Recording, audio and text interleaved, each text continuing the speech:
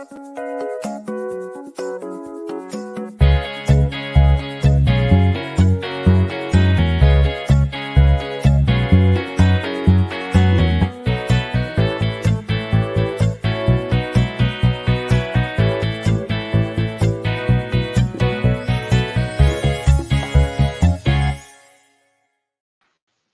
morning, everyone. It's leap day. It is Thursday, February 29th, 2024. It's 9 a.m., which means it is time for our mindful moment. You get an extra mindful moment this year, it seems. Yes, I'm Dr. Jonathan Zenz. I am the spiritual leader here at Unity of Tucson. Unity of Tucson is a loving and inclusive spiritual center in the heart of Tucson, Arizona. And what a delight it is to share this time with you. The mindful moment is an opportunity I take every single weekday to engage in spiritual practice, to consider a spiritual idea, and then engage in the active practice of prayer. And I do this every day because it is a way that I keep accountable to myself and also consistent in my practice. And when I am consistent in my spiritual practice, what I have found is that my quality of life is enhanced. So that's what we're here to do. Let's do it. What do you say? Whether you're watching live or on the replay, I would love for you to post a comment and let me know that you are here. And let's see, we've got some comments coming through. Sherry, happy sunshine day to all. Grateful that there is sunshine today. I do apologize that I was not able to stop the rain yesterday during your move. I trust your move went well. Jerry Stratemeyer, Reverend Jerry, blessings to you as well. William, hello, you beautiful spirit, grateful to see you. Beth, thoughtful Thursday to all. Yes, it is a thoughtful Thursday. I love it. Kathy, gorgeous Thursday morning to all. Grateful to see you this magnificent day. Roberta, leap into mindful moment. Yes, yes. And as I do every time I see you, I want to offer my reminder, which is you are love, you are light, you are life. You're life itself. You know that? Yes, you are magnificent. And I am so grateful that you shine your light and share your magnificence. There's a glorious happy Thursday blessing from Beryl. Grateful to see you. And Cindy, yes, hearts all around. So today, there's something that's been on my mind it's been on my mind for a couple of years. And this will probably have, well, I'm going to explain it to you, and then I'll tell you the spiritual thought behind it. So my previous career as an actor was good. I did quite well in the work that I did. I loved the work that I did. I loved the companies that I worked for. And then I became a minister, and my whole life trajectory changed. And so now I am grateful for my life in ministry. But one of the aspects of being a professional actor is there comes a point where you are given the option to join the actors union. There are a couple of different actors unions. There's SAG-AFTRA, which is for anything that's on screen. And then there is Actors Equity, which is for anything on stage, any kind of stage production. And I am a member of the unions and have been for many years. And what is coming up for me is this. I don't use that membership anymore, and I don't intend to do acting professionally in that realm anymore. I do want to get back on stage and do some performance, but I think that just doing it as a non-professional is the way for me to go. It also opens up opportunities to work with companies that don't have contracts with the unions. Anyway, so here's what comes up for me, and this is the spiritual thing for me, is that do you ever hold on to something that perhaps is not serving you? Because I have been holding on to these union memberships for years and years and years. And I keep paying, it's not exorbitant amounts in dues, but I've been paying my dues year to year to make sure that I have an active status in the unions. And I have to sometimes sit back and go, for what purpose am I holding on to it? And that's the thing for all of us. For what purpose might we be holding on to old paradigms that are no longer relevant or useful in our lives? Yesterday I talked about principle not being bound by precedent. Well, I'm holding on to a precedent that I don't probably need to hold on to anymore. And I actually started looking into today how I resign my membership in those unions and how I let that go. And there's also, here's the thing, there's also an emotional response, a feeling response in that, because it was a lot, it is part of how I have identified my life for a long, long time. And letting that go can sometimes feel really challenging. So there's actually going to be, I imagine, a period of grief that I'm going to experience by letting this go. And this is also a process of grief that I'm going through to finally make the decision to release those affiliations in my life. And so, what affiliations might you be holding on to that are not serving you? And again, this is a rhetorical question. You don't have to put anything into the chat. You don't have to answer the question to me. I'm just inviting you to take a look and see, are you holding on to anything, you know, with that perhaps once served you? And that's the thing. Perhaps it once served you, but it doesn't serve you any longer. Just like the unions, that affiliation, that membership in those guilds, that once served me, it no longer serves me. And so I think the willingness to let go of that which no longer serves us is a great spiritual practice. But I also know, boy, can that be hard. So I'm going to go through my grieving process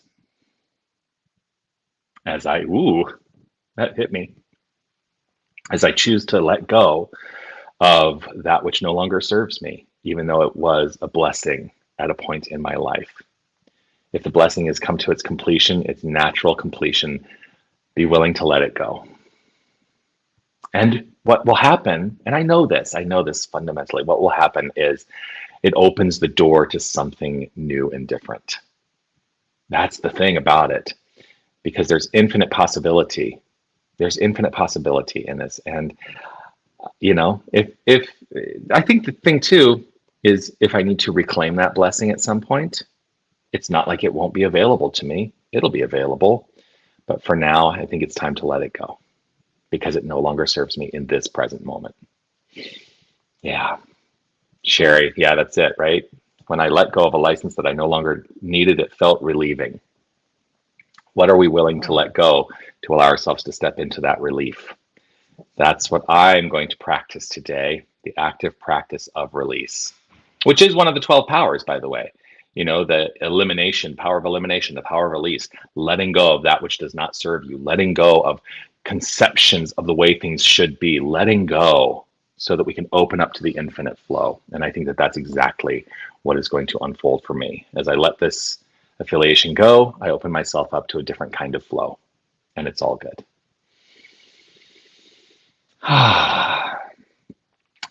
So there we are. There we are. Oh, Cindy, yeah. Nursing license, let it go for retirement, new chapter. Yes, it's time for me to write a new chapter. And I have affiliations now. I have different affiliations. I'm twice ordained in, you know, 2 separate branches of the New Thought movement. I'm twice ordained minister. And, you know, here's the thing about being ordained is that, like, why would I ever give that up? I won't, just to be really clear. That is not something I'm willing to let go of because that is a blessing that serves me in my present moment. I'm going to invite us all to relax right where we are. Simply allowing a relaxed state of mind, a relaxed state of heart, and a relaxed physical expression. Letting go of any unnecessary physical tension. If it's safe and comfortable for you to close your eyes, you're welcome to do so. As I always say, it's not a requirement, but I choose to close my eyes to turn the attention to the inner life. The realm of all potential, the realm of all possibility, the realm of magnificence, the realm of the seed of creation. And I know that as I plant seeds in the inner life, they come to fruition in the outer expression, for that is the nature of the divine. Everything is twice created, first in mind, then in form. And so I choose to place my focus on mind.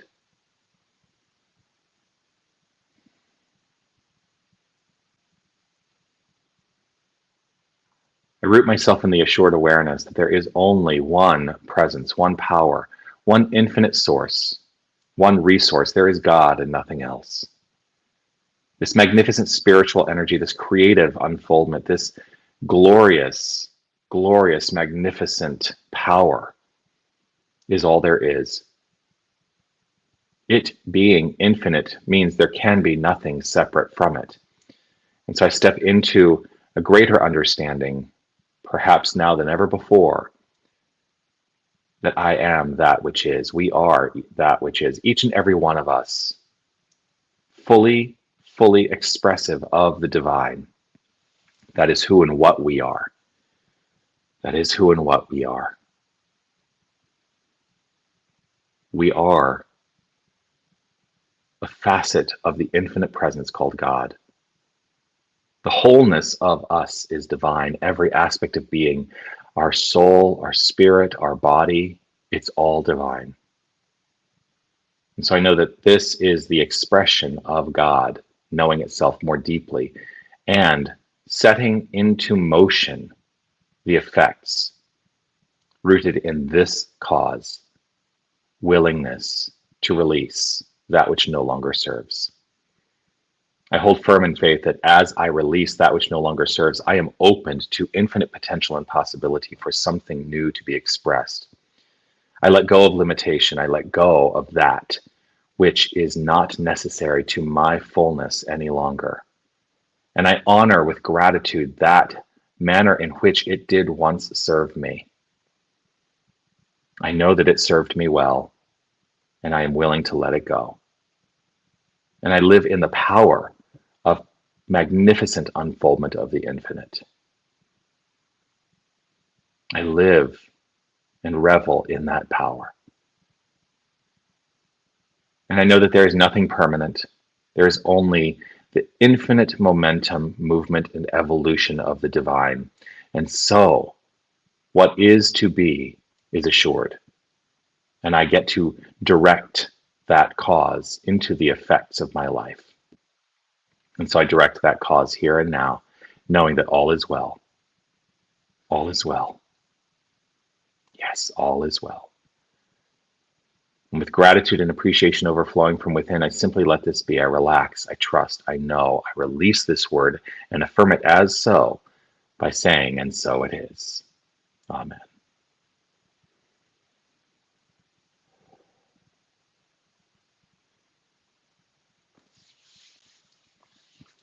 So I have some work cut out for me today to go and actively release those affiliations. I think the decision has finally been made after lots of consideration. I am so grateful for you. I'm so grateful for this time we share together, and I look forward to seeing you again tomorrow. I will be back at 9 a.m. for the Mindful Moment. I do, of course, always want to let you know about the things that are happening here. I did make a graphic for this. Save the date for Shine, a Feeling Good concert, which is coming up on April 19th. I'm inviting you to save the date. Tickets I'm going to try to have on sale by this weekend. I think we're almost ready to put them on sale.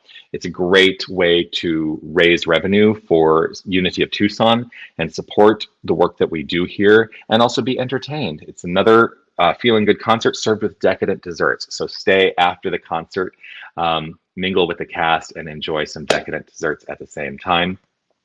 We do also have the satsang coming up on Wednesday, March 13th. Would love to see you there, 6 p.m. This is a non-ticketed event, so please do just join us. We will be asking for donations, but it is not a requirement. We would love to see you participate in this spiritual practice that is being offered by self-described traveling monk Brian Lotman, and grateful that he is going to be joining us for this very special evening. And of course, this Saturday, Dance Zen is happening. It happens the first Saturday of every month, a free-form dance experience, which is guided by our very own Sherry Hoffman, and grateful for her bringing this to our experience here at Unity of Tucson. Lots of other things happening. You know, if you want to check out everything that we've got going on, go to unitytucson.com. There is a class on the 12 powers that is starting on Saturday. I know I've put that up recently, but you can check that out again. All the information is on our website. And always a delight to be with you. Peace and blessings to you. I look forward to seeing you soon. And make your day magnificent. Know that you are magnificent. And again, like I say, it's not because of anything you do. It's literally just who you are. I celebrate that, and I trust you do too. All right. Peace and blessings. Bye, everyone.